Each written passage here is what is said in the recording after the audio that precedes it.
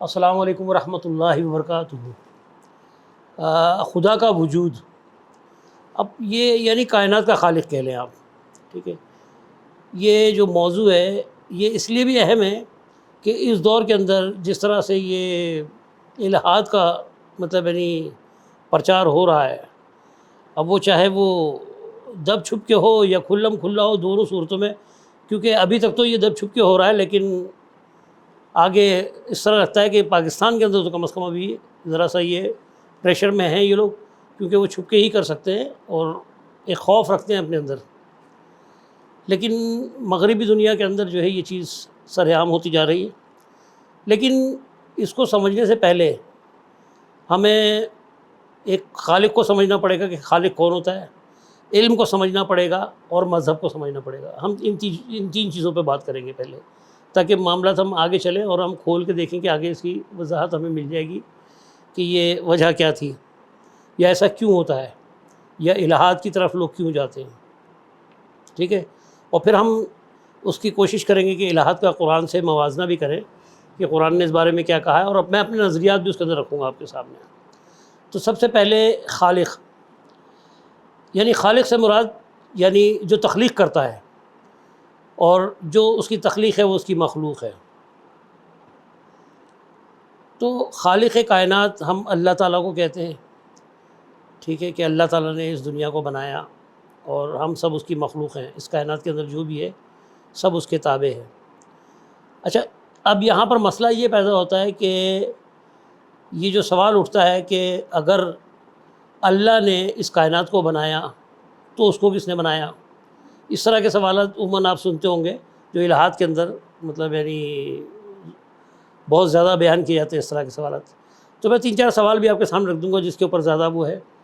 اچھا، اس کو اب اس بات کو غور کرنے کے لیے ہمیں علم کو سمجھنا پڑے گا، کیونکہ ظاہر ہے ان کے پاس جو علم ہے وہ سائنس کا علم ہے اور وہ اس کے مشاہدات کی روشنی میں جو ہے وہ بات کرتے ہیں۔ تو ان کا کہنا یہ ہے کہ یہ مشاہدے سے اگر یہ چیز ثابت نہیں ہو سکتی تو اللہ کا وجود بھی نہیں ہو سکتا۔ حالانکہ اللہ نہیں ہے یہ بھی آج تک وہ ثابت نہیں کر سکے، لیکن سوال یہ اکثر کرتے ہیں کہ کیا اللہ کا وجود ثابت کریں۔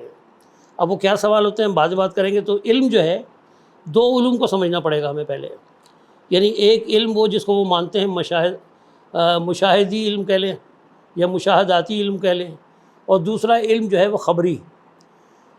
تو مذہب کے ماننے والے جو ہے وہ خبری علم کو لے کے چل رہے ہوتے ہیں، اور یہ جو مولد ہے وہ سائنس کو مانتے ہیں، تو وہ کہتے ہیں کہ جی مشاہدات کا علم۔ اب واقعی ان دونوں میں فرق تو ہے۔ فرق یہ ہے کہ جو چیز آپ کو نظر آ رہی ہے آپ کی آنکھوں سے، جس کو آپ محسوس کر سکتے ہیں، تو اس کی ایک اپنی ظاہری حقیقت ہوتی ہے، اور باطنی چیزوں کو وہ کیونکہ نہیں مانتے۔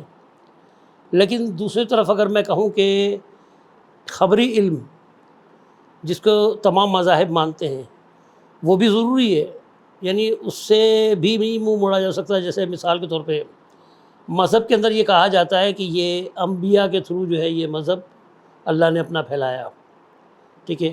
تو یہ خبری علم کہلائے گا کہ اس نے اس کو خبر دی، اس طرح یعنی یہ خبر پھیل گئی کہ اللہ تعالیٰ کے احکامات یہ ہیں۔ اب رہ گئی بات مشاہداتی علم کی، تو مشاہدات کا علم جو ہے وہ اس حد تک تو جائز ہے کہ ٹھیک ہے، ایک چیز ہمیں ہماری آنکھوں کے سامنے نظر آ رہی ہے، ہم دیکھ رہے ہیں، ہم اس کو ایکسیپٹ کر لیتے ہیں، لیکن مشاہداتی علم بھی کہیں نہ کہیں مجبور ہے۔ مثال کے طور پہ کہ اگر ایک عرصہ گزر جائے کسی مشاہدے کو وجود میں آئے ہوئے، اور جو مشاہدہ ہوا اس کے اوپر جنہوں نے دیکھا اس مشاہدے کو، وہ اس کو ایکسیپٹ کر لیتے ہیں، لیکن ایک وقت آتا ہے کہ وہ بھی خبری علم بن جاتا ہے۔ پھر آپ کتابوں میں مطالعہ کرتے ہیں اور تھیوریز پڑھتے ہیں۔ اب تھیوری کا لفظ یہی ہوتا ہے کہ یعنی اس پہ پریکٹیکل کی کوئی وہ نہیں ہے، اپنا نظریہ بھی ہو سکتا ہے یہ۔ تو جب ہم ان دونوں علوم کو ملا کے چلیں گے تو بہت ساری چیزیں ہمارے سامنے آ جائیں گی۔ تو اب کیونکہ دوسری طرف ہم بات کریں گے مذہب کی، کیونکہ یہ مذہب کے اندر ہی ہوتا ہے جو کچھ ہوتا ہے کہ یہ اللہ کا تصور، اور دوسری طرف لا مذہب کہہ لیں آپ، جو اللہ کو نہیں مانتے وہ اس کے انکاری ہیں۔ تو اگر میں مذہب کی بات کروں تو سب سے پہلے میں آپ کو ایک بات بتا دوں کہ یہ حقیقت ہے کہ مذہب کے اندر بہت تضاد ہوتا ہے، اور مذہب بنتا عقیدے کی بنیاد پہ ہے، اور عقیدہ جو ہے وہ کوئی بھی چھوڑنے کے لیے، کوئی بھی مذہب اپنا عقیدہ نہیں چھوڑتا، اور وہ اپنے عقیدے کا پرچار کر رہے ہوتے ہیں، جس کی بنیاد پہ جو ہے ان میں آپس میں بھی تضاد ہو جاتے ہیں کہ ظاہر جب مزید عقائد بنتے ہیں تو پھر وہ مذہب بھی جو ہے وہ ٹکڑوں میں بٹنا شروع ہو جاتا ہے، اور یہ ہر مذہب کے ساتھ ہے۔ اگر آپ پرانے مذاہب اٹھا کے دیکھ لیں اور نئے جتنے بنے، ابھی 500 سال پہلے تک بھی مذہب بنتے رہے، جیسے سکھ مذہب جو ہے وہ اتنا پرانا نہیں ہے۔ تو یہ جو عقیدے ہیں، اور یہ بھی عقیدوں کی بنیاد پہ ایک نیا مذہب وجود میں آیا، یعنی اگر دیکھا جائے تو بہت سارے مذاہب جو نئے بنے ہیں وہ عقیدوں کی بنیاد پہ بنے، اور جتنے مذہب پرانے ہیں ان میں بھی مختلف عقائد، اس کو بھی مذہب ہی کہا جائے گا۔ جیسے اگر میں کرسچینٹی کی بات کروں تو اس کے اندر جو کیتھولک کے ماننے والے ہیں اور پروٹسٹنٹ کے ماننے والے ہیں، یہ دو ٹکڑے الگ ہیں، دونوں گروپ الگ ہیں، اور ان میں بڑا شدید اختلاف بھی پایا جاتا ہے، تو یہ بھی اب ان کی حیثیت بھی مذہب کی ہوگی۔ اسی طرح مسلمانوں میں آ جائیں تو دیوبندی، بریلوی، اہل حدیث، یہ تینوں مذہب ہیں، اور ان میں بھی تضاد پایا جاتا ہے، ٹھیک ہے۔ تو یہ ہر مذہب کا یہ وہ ہے، خاصہ ہے کہ یہ، ہاں اس کے برعکس اگر میں قرآن کی بات کرتا ہوں تو قرآن کوئی مذہب نہیں ہے، قرآن کا کوئی مذہب نہیں ہے، قرآن ایک دین ہے۔ ان الدین عند اللہ الاسلام، یہ قرآن کی آیت ہے کہ اللہ تعالیٰ نے جو ہے وہ تمہیں، اللہ کے نزدیک دین ہے، اسلام جو ہے وہ دین ہے، اسلام مذہب ہے ہی نہیں، ہم نے اس کو مذہب بنا لیا۔ تو بہرحال کیونکہ اب بات ہم مذہب کی کر رہے ہیں تو مذہب کی مزید اگر میں ڈیٹیل دیکھوں گا تو اس کو دو حصوں میں ہم تقسیم کر سکتے ہیں، یعنی ایک وہ مذہب جس کو آپ مونوتھیزم کہہ لیں، یعنی ایک خدا کے ماننے والے۔ حالانکہ جب دین چلا تھا، شروع میں دین اللہ نے ہم تک پہنچایا تو یہ دین کا کہنا تھا کہ خدائے واحد، لیکن کیونکہ وہ بعد میں مذہب بن گیا تو پھر دوسرا جو مذہب بنا اس کے اپوزٹ وہ تھا پولیتھزم، یعنی ایک سے زیادہ خدا۔ اب اگر ایک سے زیادہ خدا کی بات کریں گے تو سب سے زیادہ خداؤں کی تعداد جو ہے وہ دیوی دیوتاؤں کی صورت میں جو ہے، وہ بدھ مت کہہ لیں، ہندو مت کہہ لیں، یا دیوتاؤں کے ماننے والے کہہ لیں، یا روم کے جو مذہب تھا، مذاہب تھے وہاں کے، ان کے اندر تو کئی دیوتا ہوتے تھے، اور وہ ہر دیوتا ہر کام کا ایک الگ دیوتا ہوتا تھا، وہ اس کی عبادت کرتے تھے یا اس کی پوجا کرتے تھے۔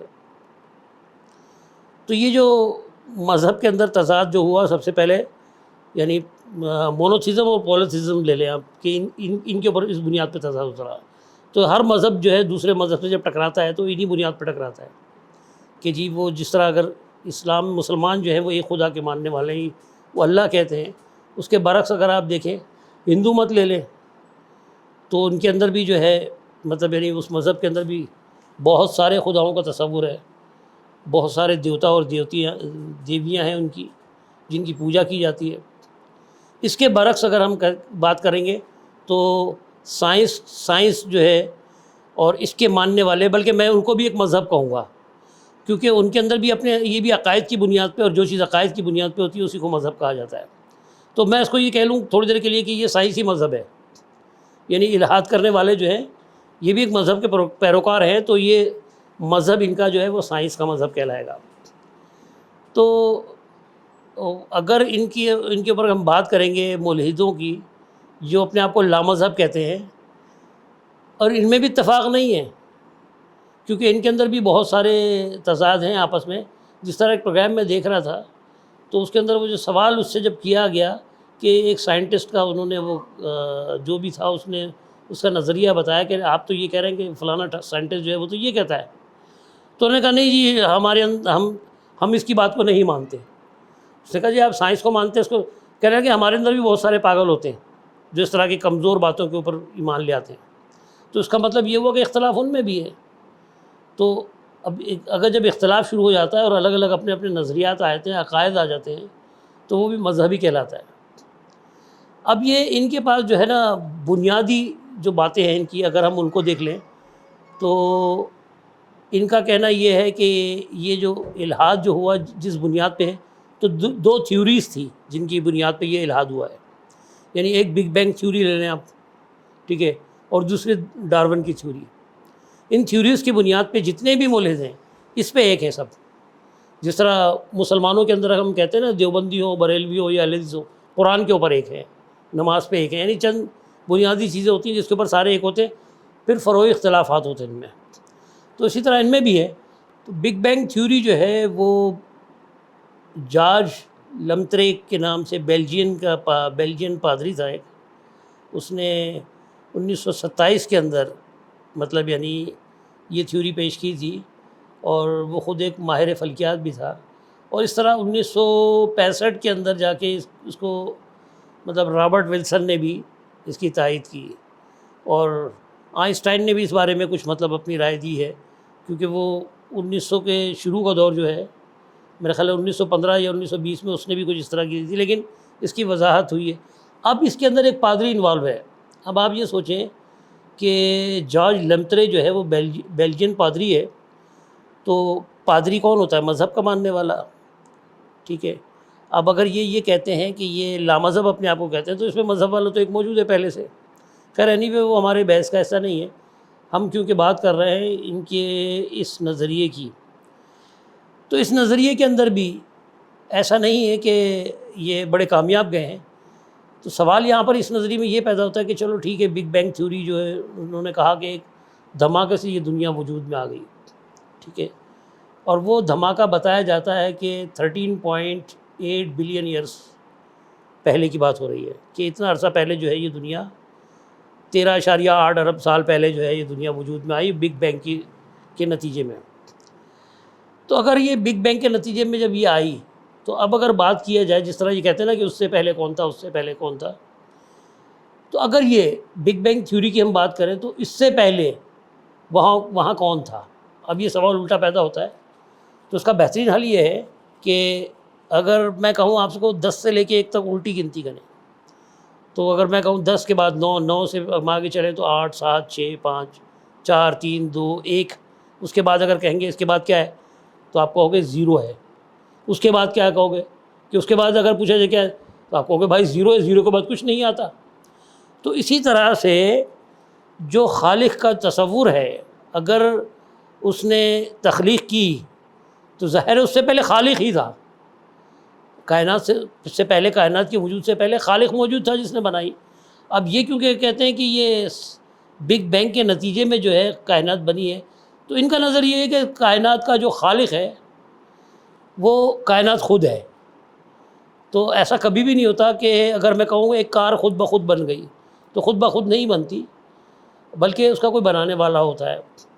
اور اسی طریقے سے اگر یہ کہا جائے کہ اس کا بنانے والا کون تھا، اس کا بنانے والا، تو 0 پہ آ کے تو انفینٹی ہو گیا، پھر تو کچھ تھا ہی نہیں۔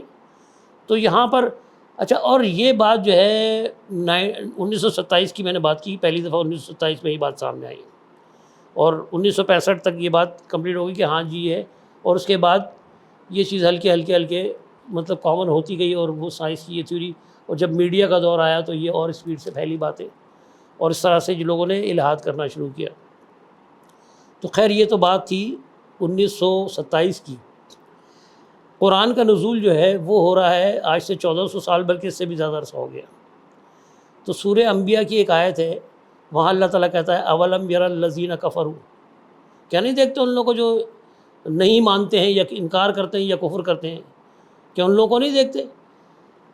ان آگے لکھا ہو اولم یر الذین کفروا ان السماوات والارض، ان السماوات والارض، کہ زمین اور آسمان کانتا تھے، رتقن اس طرح جڑے ہوئے، رتق اور فتق، رتق کہتے ہیں اسے جڑنے کو، فتق کہتے ہیں کھلنے کو، کانتا رتقا،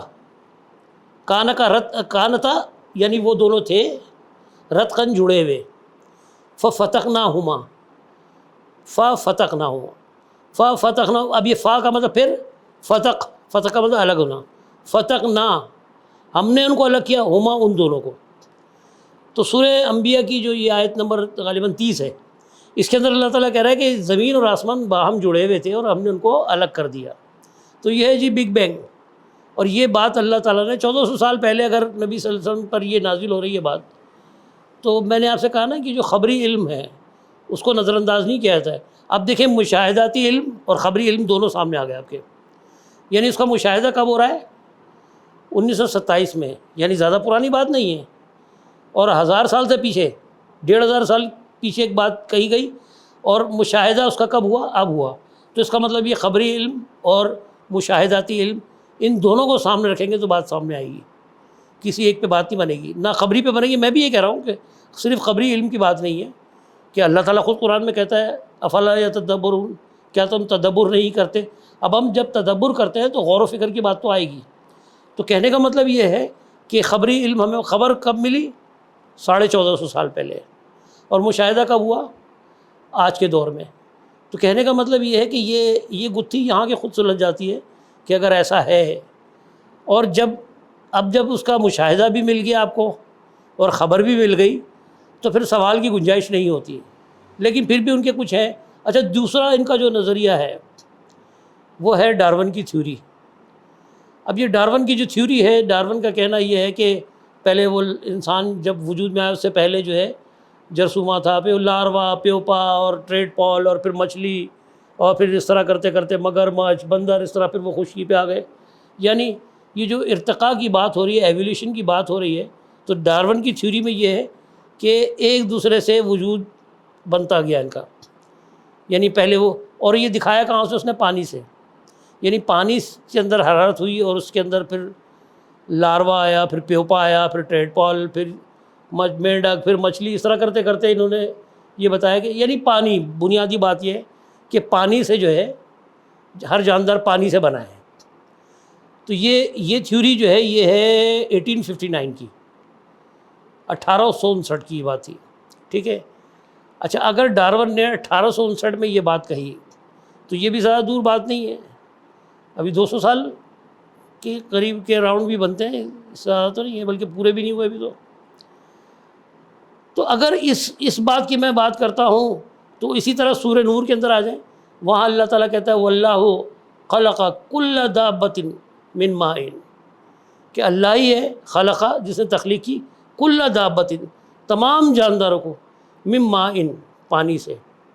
تو لو جی، یہاں پر بھی آپ کا یہ خبری علم اور مشاہداتی علم دونوں جوڑ کے دیکھ لیں. تو کیونکہ آپ مشاہداتی علم کی بات کر رہے ہوتے ہیں، جو لوگ الہاد کی بات کرتے ہیں وہ کہتے ہیں نہیں جی مشاہدے سے ہونا چاہیے. تو مشاہدہ یہاں بھی ہو گیا. یہی بات قرآن نے کہی ہے، اور وہ 1450 سال پہلے کہی تھی، اور یہ بات 200 سال پہلے کہی جا رہی ہے.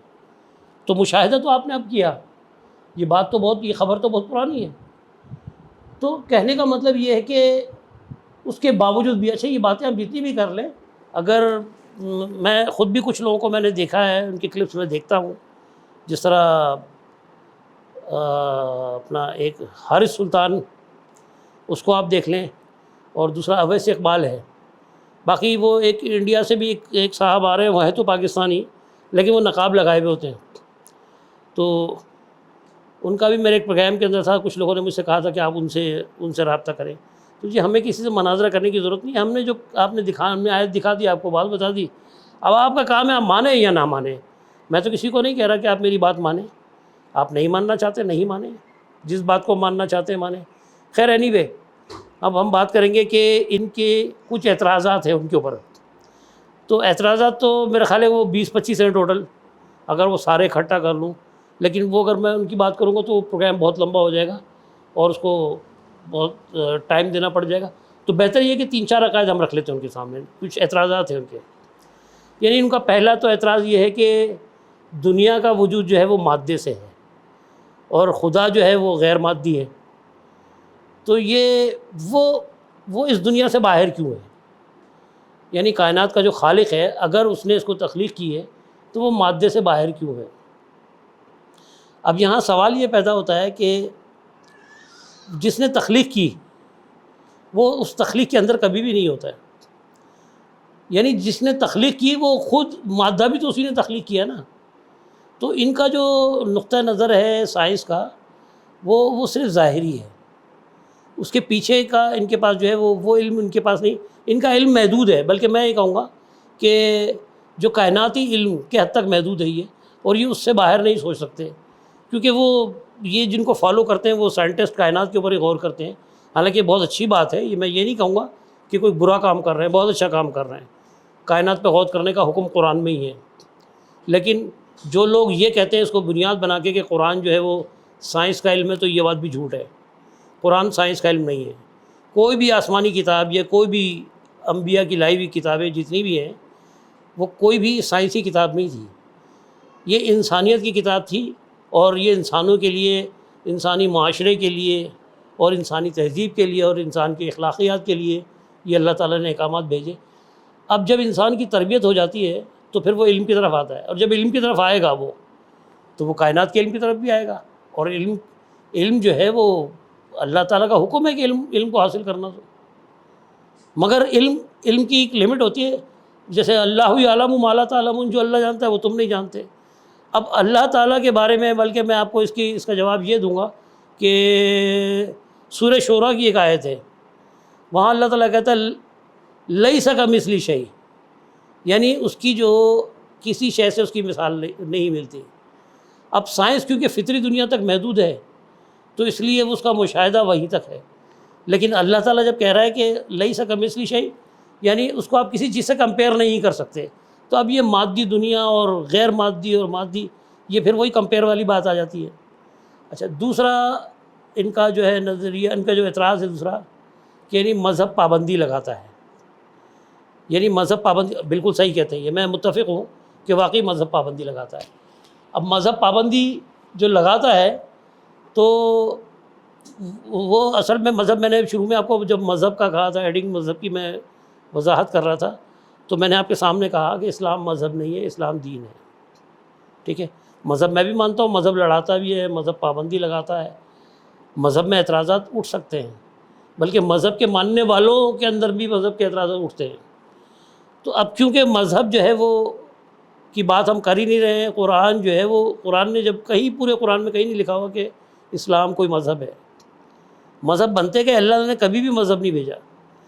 تو اللہ تعالیٰ نے جو کہا ہے قرآن کے اندر، سورہ آل عمران کے اندر آپ کو مل جائے گا، ان الدین عند اللہ الاسلام، اللہ کہہ رہا ہے کہ دین جو ہے وہ اللہ کے نزدیک وہ اسلام ہے، یعنی اسلام کیا ہے اللہ کے نزدیک، دین ہے، مذہب نہیں ہے۔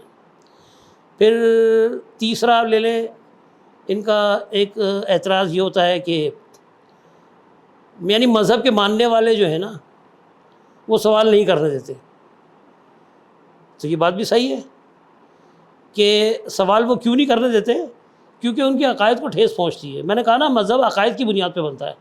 اب جتنے مذاہب ہیں ان میں بھی آپس میں اختلاف نہیں ہے کیا، اور ایک دوسرے کے بارے میں سوال تو کیا ہے، یہاں تو پورے پورے مناظر ہوتے ہیں۔ دوسروں کو تو چھوڑے، اگر میں کہوں کہ عیسائی اور مسلمان مناظرہ، یہ تو بہت بڑی بات ہے، کیونکہ الگ الگ عقائد ہیں دونوں کے۔ جب اسلام کے اندر بات کی جاتی ہے، میں آپ سے کہہ رہا ہوں کہ دیوبندی اور بریلوی مناظرہ، تو اب یہ آپس میں کیوں ہو رہا ہے؟ چلو دوسرے مذہب میں، اس مذہب میں سمجھ میں آتا ہے کہ الگ مذہب ہے، جب ایک ہی مذہب ہے تو پھر مناظرہ کیسا؟ تو پھر بات وہی ہوتی ہے عقائد کی۔ تو سوال کرنے کی جہاں تک بات ہے، وہ یہ آپس میں نہیں دیتے ایک دوسرے کو، بلکہ ایک دوسرے پہ اعتراض اٹھاتے ہیں کہ اپنا ایمان ثابت کریں۔ تو یہ تو خیر ان کی اپنی عقائد کو ٹھیس پہنچتی ہے، جس کی وجہ سے وہ چڑھتے ہیں، جبکہ میں تو خود کہوں گا کہ سوال ہونے چاہیے، اور سوال کرنا سب کا حق ہے اور بنیادی حق ہے۔ اب کیونکہ وہ اپنے عقائد کے خلاف جب سوال اٹھتا ہے اس کے بعد جواب نہیں ہوتا، تو اس لیے وہ کہتے ہیں کہ یہ گناہ ملے گا اور نہیں کرنا چاہیے، یعنی وہ خود ان کا اپنا بنایا ہوا، اللہ نے جبکہ ایسا کچھ نہیں کہا کہ سوال کرنا منع ہے، کہیں قرآن میں نہیں لکھا ہوا کہ، بلکہ الٹا میں آپ کو آیت سناتا ہوں، یسألونک کا، یہ قرآن کا الفاظ ہے، قرآن کے الفاظ ہیں، عن الساعۃ ایان مرساہا، کہ قیامت کی گھڑی کب آئے گی۔ اللہ تعالیٰ کہہ رہا ہے نا قرآن میں کہ اے نبی، یہ لوگ آپ سے سوال کرتے ہیں، یسألونک کا عن الساعۃ ایان مرساہا، قیامت کی گھڑی کب آئے گی، فیما انت من ذکرہا، کیا جواب دے رہا ہے اللہ تعالیٰ کہ آپ کا اس بات سے کیا تعلق؟ الی ربک منتہا، اللہ جانتا ہے وہ، یعنی اللہ کا کام ہے، آپ کا تو کام ہی نہیں ہے، لیکن یہاں کتابوں میں بے شمار نشانیاں آپ کو ملیں گی۔ تو اب کیونکہ یہ لکھ چکے ہیں کتابیں، اب یہ جو کہتے ہیں نا کہ مذہب مین میڈ ہے، یہ بالکل صحیح بات ہے، لیکن دین مین میڈ نہیں ہے، قرآن مین میڈ نہیں ہے۔ اگر ہے تو کوئی آیت آپ مجھے دیں، میں اس کے اندر اگر آپ کو کہیں تضاد نظر آتا ہے تو کمنٹس میں دیں مجھے، کہ میں بھی دیکھوں کہاں تضاد ہے۔ تو بہرحال ابھی ہم نے جو بات کی تھی کہ سوال نہیں کرنے دیتے، اور دوبارہ جی اٹھنا، ہاں ایک یہ بھی ایک اہم سوال ہے کہ جو لامذہب کہتے ہیں اپنے آپ کو، ایتھیسٹ یا ملحد، ان کا ایک اہم سوال یہ بھی ہے کہ یعنی اگر مر گئے تو اس کے بعد سب ختم، چیپٹر کلوز، اس کے بعد کوئی وجود نہیں ہو سکتا دوبارہ۔ اچھا، اس کے اندر ملحدین کے اندر یہ، کیونکہ کچھ لوگ مسلمانوں سے ملحد ہوئے، ملحد جو ہوتا ہے وہ ہوتا ہی وہی ہے جو الحاد کرے، یعنی پہلے کسی میں تھا وہ، اور پھر چھوڑ کے وہ ایک نئے راستے پر آتا ہے تو اس کو کہتے ہیں کہ جی یہ ملحد ہو گیا ہے، اس نے الحاد کر لیا ہے، یعنی اپنا وہاں سے علیحدگی کر لی۔ تو علیحدگی کا مطلب یہ کہ پہلے کچھ تھا وہ، تو یعنی ایکس مسلم بھی ہیں، وہ ایکس ہندوز بھی ہیں، ایکس کرسچن بھی ہیں، تو یہ ایکس کے ساتھ ہوتے ہیں جتنے بھی ہوتے ہیں۔ تو ان کا کیونکہ ظاہر ہے اب جتنے بھی مذاہب ہیں ان کے اندر سب کے اندر یہ ہے، چاہے وہ مسلم ہوں، ایون ہندو ہوں، عیسائی ہوں، سب کے اندر یہ ہے کہ ان کا کہنا یہ ہے کہ جی جب ہم مریں گے پھر دوبارہ ہم جئیں گے اور پھر ہمارا حساب کتاب ہوگا اور پھر جنت یا دوزخ میں جائیں گے۔ اس بات سے اعتراض ہے ان کو۔ وہ کہتے ہیں جی یہ تو کیونکہ انسانوں نے خود اپنی ایک پیداوار ہے، خود سوچ کے بنا لیا ہے، ٹھیک ہے۔ تو اب میرا ان سے ایک سوال ہے کہ ان لوگوں سے اگر وہ اس طرح کی بات کرتے ہیں تو یہ جو فرعون کی لاش جو ہے، ممی کے لئے لاش کے لئے، فرعون کی جو بھی لاش ہے اس کو کب دریافت کیا تھا؟ جو آرکیولوجسٹ ہیں وہ بھی سائنسدان ہی ہوتے ہیں، سائنس کا ایک شعبہ ہے نا آرکیولوجی، تو انہوں نے 1881 کے اندر ابھی دریافت کیا اس کو، جو اب ان کو اب ملی ہے۔ اچھا، جو آرکیولوجسٹ ہیں، جو سائنس کا علم ہے، ان کی معلومات کے مطابق یہ کہا گیا ہے کہ یہ جو ممی ہے فرعون کی، یہ 3300 سال پرانی ہے، یعنی 3300 ایئرس پرانی یہ جو ہے یہ ممی ہے۔ یہ جو اگر آپ قرآن اٹھا کے دیکھیں گے نا تو یہ فرعون کے بارے میں کہا جا رہا ہے، اور یہ آپ جب قرآن اٹھا کے دیکھتے ہیں تو جی وہ 3300-3400 سال پرانا واقعہ، تقریباً 100 سال کا ہی فرق رہ گیا۔ تو یعنی 3400 سال پرانا دور کس کا بنتا ہے؟ وہ موسیٰ علیہ السلام کا بنتا ہے۔ اور وہ اگر آپ قرآن کھول کے دیکھیں گے تو آپ کو کہ موسیٰ علیہ السلام کو اللہ تعالیٰ کہتا ہے یا موسیٰ اذهب الی فرعون، جاؤ فرعون کی طرف، انہ طغیٰ، کہ وہ جو ہے سرکش ہو گیا ہے۔ تو اب یہ واقعہ فرعون کا موسیٰ علیہ السلام کے ساتھ، اور پیریڈ بھی وہی بن رہا ہے۔ اب یہاں پر کیا ہے؟ یہاں پر دونوں علم آ گئے آپ کے سامنے، ایک آپ کا آ گیا مشاہداتی علم اور ایک آ گیا خبری علم۔ تو خبری علم یہ اللہ کا کلام ہے، یہ خبری علم اس کے اندر ملا مجھے، تو اس میں خبر لکھی ہوئی تھی، اور مشاہدہ کب ہو رہا ہے؟ ابھی ہو رہا ہے، ابھی 200 سال کے اندر اندر ابھی مشاہدہ ہوا، اور انہوں نے کہا جی یہ فرعون کی لاش ہے، اور اس کی ممی ہے جو مصر سے اس کا تعلق سب بتاتے ہیں، اور وہ آج بھی رکھی ہوئی ہے وہاں پر۔ تو کہنے کا مطلب یہ ہے کہ خبری علم کا مشاہدہ جو ہے وہ یہ انہوں نے کیا، سائنٹسٹ نے۔ تو میں یہ کہتا ہوں کہ اب یہ دونوں علم ضروری ہے۔ اب ہم لوگ آج کل کیونکہ نئے اس میں لگ گئے ہیں کہ نہیں، وہ جو قرآن کو ہم کہتے ہیں کہ یہ سائنس کی کتاب ہے، بھائی یہ سائنس کی کتاب نہیں، یہ تربیت کی کتاب ہے۔ اللہ تعالیٰ کہتا ہے کہ اس میں تمہارا ہی ذکر ہے، کہ ذکرکم لفظ ہے باقاعدہ، کہ اس میں تمہارا ذکر ہے، یعنی ہمارے لیے یہ کتاب ہے کہ اس میں ہماری تربیت کی کتاب ہے یہ۔ تو یہ خبری علم تھا، اور مشاہدات علم خود سائنس نے مشاہدہ کیا، اور زیادہ پرانی بات نہیں ہے۔ تو اگر آپ دیکھیں قرآن کے اندر تو یہ آپ کو اس طرح ملے گی، ذبیلا فرعون فقل هل لك الى ان تزكى وهديك الى ربك فتخشى فكذب وعصى ثم ادبر يسعى فحشر فنادى فقال انا ربكم الاعلى فاخذ الله نكال الاخرة والاولى ان في ذلك لعبرة لمن يخشى۔ یہ ہے جی وہ آیت، ان فی ذلک لعبرة لمن يخشى، یعنی اللہ کہہ رہا ہے کہ ہم نے ان کو نشان عبرت بنا دیا۔ فی ذالک لعبرۃ لمن یخشی، کن کے لیے؟ لمن یخشی، جو ڈرنے والے ہیں، یعنی جن کے دل میں اللہ کا خوف ہے، ان کے لیے ایک نشانی اللہ نے رکھی، یعنی ان کے جو بھی اعمال تھے اللہ تعالیٰ نے ان کے اعمال دکھائے کر کے۔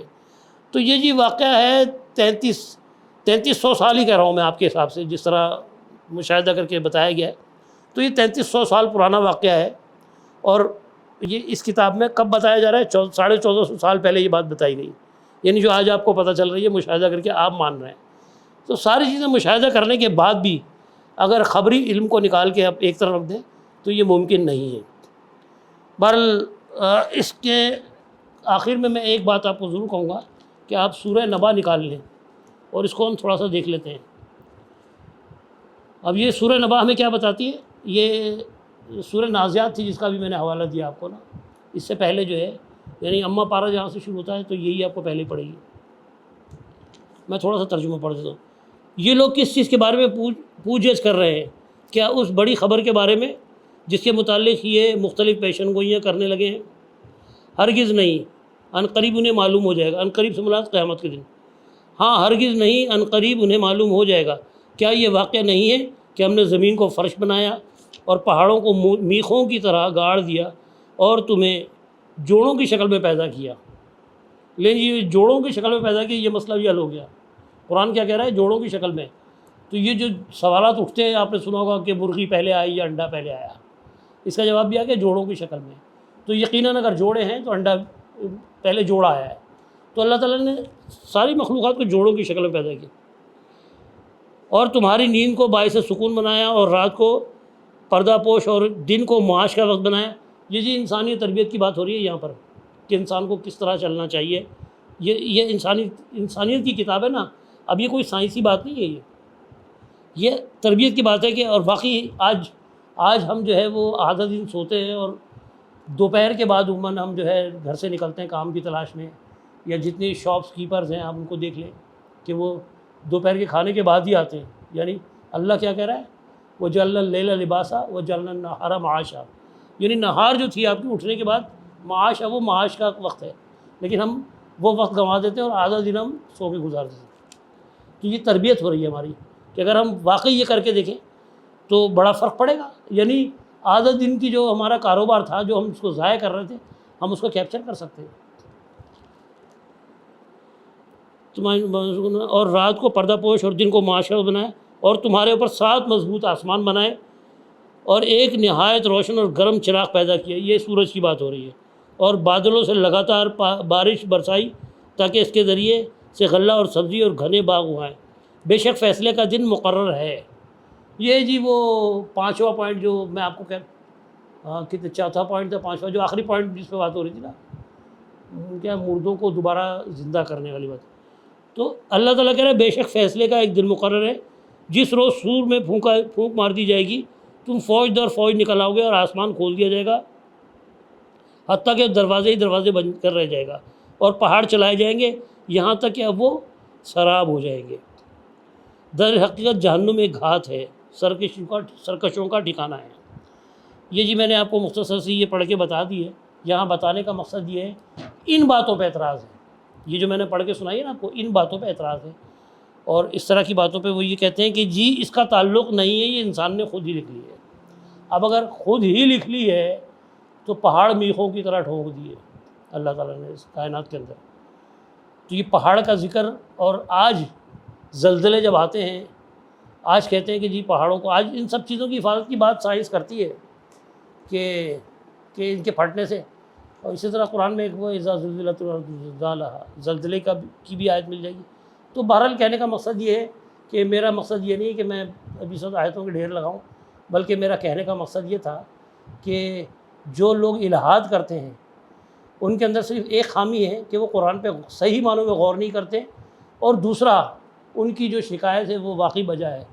ان کی جو شکایت ہے کہ جس طرح علماء گمراہ کر رہے ہیں آج کل، اب کیونکہ وہ دور تھا وہ سوال نہ کرنے اور کرنے کی بات میں آپ کو بتا دوں کہ ایک دور یہ تھا کہ جب یہ کہ میڈیا کا دور نہیں تھا، مدرسے کا دور ہوتا تھا کہ ہم کوئی اسکول بعد میں جاتے تھے، پہلے ہم مدرسے جاتے تھے، تو وہاں ایک مولوی صاحب ہوتے تھے اور وہ جو سناتے تھے وہ ہم سن لیتے تھے، اور وہ ان کی قصے کہانیاں، تو وہ جب ہم بڑے ہوئے تو پتہ چلا وہی ہمارے ذہن میں تھا، وہی چلتے رہے، اور کیونکہ وہاں حقیقت میں وہاں سوال کرنے کی بات نہیں ہوتی تھی، وہ بس چپ کر کے سننا ہوتا تھا کہ مولوی صاحب نے کہہ دیا آپ مان لو۔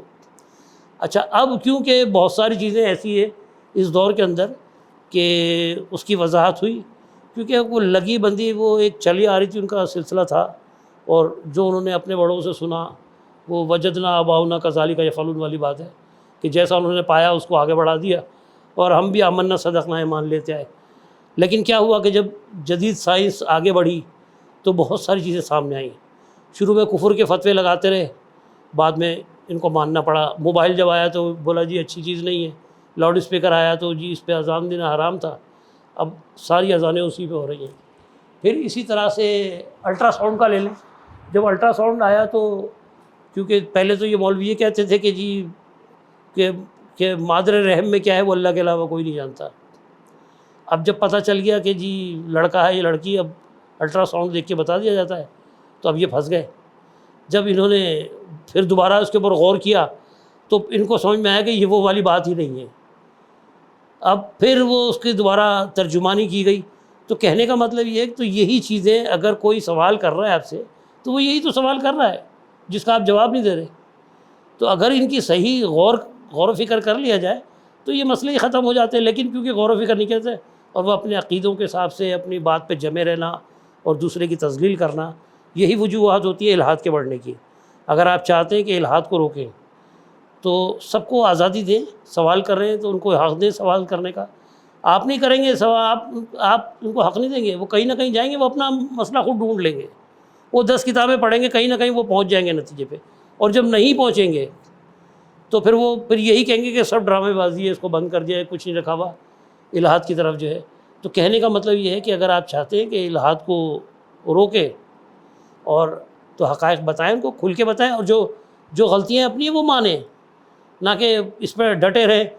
کہیں وہ پتہ چلا کہ کوئی اسلام میں نیا نیا آیا تو وہ اگر اس نے اس عقیدے کا پرچار شروع کر دیا، بولا جی آپ تو غلط جگہ چلے گئے، مسلمان تو یہ نہیں ہے، مسلمان تو یہ، پھر دوسرے میں چلا گیا، پھر تیسرے میں چلا گیا، تو اینڈ کیا نکلے گا؟ جو یہ اپنا چھوڑ رہا ہے تو وہ تو باہر سے آیا تھا. تو کہنے کا مطلب یہ ہے کہ الحاد پہ ہمیں ان سے نفرت نہیں کرنا ہے، ہمیں واقعی ان کے بات کی جواب دینا چاہیے، اور وہ اپنی جگہ بالکل صحیح ہیں. ہمیں جواب دینا چاہیے، ان کا سوال کا حق ہے، ان سے وہ حق آپ نہیں چھین سکتے. نہیں تو اب دیکھیں ہوتا کیا ہے، وہ روایتیں پڑھ کے، اور یہ حقیقت ہے کہ جتنا مواد روایتوں کے اندر من گھڑت بھرا ہوا ہے، آج وہ وہی تو بیان کر رہے تو اس کا جواب نہیں ہوتے آپ کے پاس. چلیں بہرحال اپنا خیال رکھیں. السلام علیکم ورحمۃ اللہ وبرکاتہ.